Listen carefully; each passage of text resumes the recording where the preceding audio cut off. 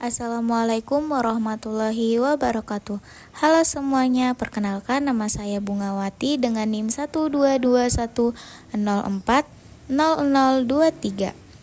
dari Tasawuf Psikoterapi kelas D semester 5. Jadi, kali ini kita akan membahas mengenai pemikiran tasawuf Kiai Haji Ahmad Shohibul Wafa Tadjul Arifin. Nah, siapa sih beliau? Jadi, di Indonesia, banyak tokoh yang telah memberikan kontribusi yang signifikan dalam pengembangan pemikiran tasawuf. Salah satunya adalah Kiai Haji Ahmad Shohibul Wafa Tadjul Arifin yang lebih dikenal sebagai Aba Anom. Beliau merupakan sosok yang tidak hanya dikenal sebagai pemimpin tarekat, tetapi juga sebagai seorang ulama yang mampu mengharmonisasikan antara ajaran Islam dan nilai-nilai lokal. Di tengah maraknya pemikiran dan praktik tasawuf yang beragam, pemikiran Abah Anom menawarkan pendekatan yang unik.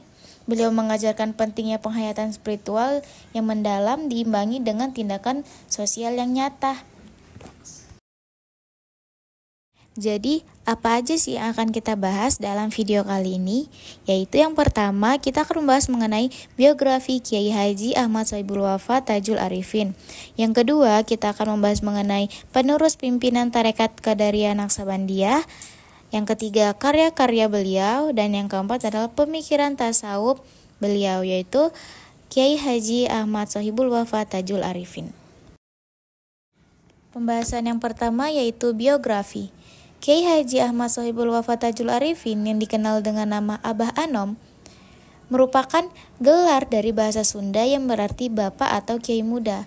Dianugerahkan kepada beliau ketika masih sangat muda.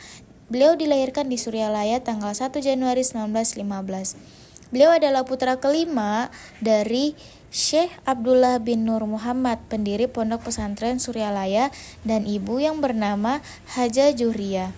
Pada tahun 1930, Abah Anom melalui perjalanan menuntut ilmu agama Islam secara lebih khusus. Beliau belajar ilmu fikih dari seorang kiai terkenal di pesantren Cicariang, Cianjur. Kemudian belajar ilmu fikih, nahwu shorof, dan balaghah kepada kiai terkenal di pesantren Jambu Dipa di Cianjur. 2 tahun kemudian, Abah Anom melanjutkan belajar di pesantren Cimelati, Sukabumi. Dari pesantren inilah Abah Anom banyak memperoleh pengalaman dalam banyak hal, termasuk bagaimana mengolah dan memimpin sebuah pesantren. Beliau telah menguasai ilmu agama Islam, oleh karena itu pantas jika beliau dicoba di usia muda untuk menjadi wakil talqin Abah Sepuh. Setelah menginjak usia 23 tahun, Abah Anom menikah dengan Siti Ruyana. Kemudian ia berziarah ke Tanah Suci. Sepulang dari Mekah, selama 7 bulan beliau belajar tasawuf dan tarekat kepada seorang wakil talqin Abah Sepuh yang bernama Syekh Romli Garut yang sedang mukim di Jabal Kubais. Ketika Abah Sepuh wafat pada tahun 1956, Abah Anom harus mandiri sepenuhnya dalam memimpin pesantren dengan ikhlas dan penuh ketauladanan. Poin kedua yaitu penerus pimpinan Tarekat Qadariyah Naqsabandiyah. Setelah ayahnya meninggal, kepemimpinan dari pesantren Suryalaya diterima oleh anaknya, yaitu Kiai Haji Ahmad Shohibul Wafa Tadjul Arifin yang dikenal sebagai Abah Anom sebagai pembeda antara ayahnya yang dikenal sebagai Abah Sepuh. Abah Anom memimpin Tarekat Pesantren Suryalaya mulai pada tahun 1950, 6 tahun sebelum ayahnya meninggal. Jadi, usia Abah Anom ketika mulai menggantikan ayahnya memimpin pesantren adalah berumur 35 tahun. Abah Anom juga dipercaya oleh para pengikutnya karena memiliki karisma dan kesaktian. Banyak cerita dari para pengikutnya yang aneh dan mistik, sebagaimana kelaziman adanya tentang kekuatan aneh yang dimiliki oleh para guru tarekat lainnya. Di samping melestarikan dan menyebarkan ajaran Islam, beliau juga sangat konsisten terhadap perkembangan dan kebutuhan masyarakat. Sehingga beliau mendirikan yayasan serba bakti dengan berbagai lembaga di dalamnya termasuk pendidikan formal mulai dari TK, SMP, Islam, SMU, SMK, Madrasah Sanawiyah, Madrasah Aliyah, hingga perguruan tinggi negeri. serta Pondok Remaja Inabah. Pembahasan selanjutnya pemikiran tasawuf Abah Anom. Yang pertama itu adalah tanbih. Tanbih ini adalah sebuah nama dari Syekh Haji Abdullah Mubarak yang merupakan wasiat berisi nasihat kepada seluruh pengikutnya dalam menjalankan ibadah kepada Allah Subhanahu wa taala dan menciptakan kerukunan hidup sesama manusia. Adapun isi dari tanbih yaitu yang pertama, tanbih sebagai wasiat yang disampaikan oleh seorang guru mursyid kepada setiap ikhwan TKN Suryalaya untuk diamalkan dengan totalitas dan sistematik guna untuk menyelamatkan dari dunia dan akhirat.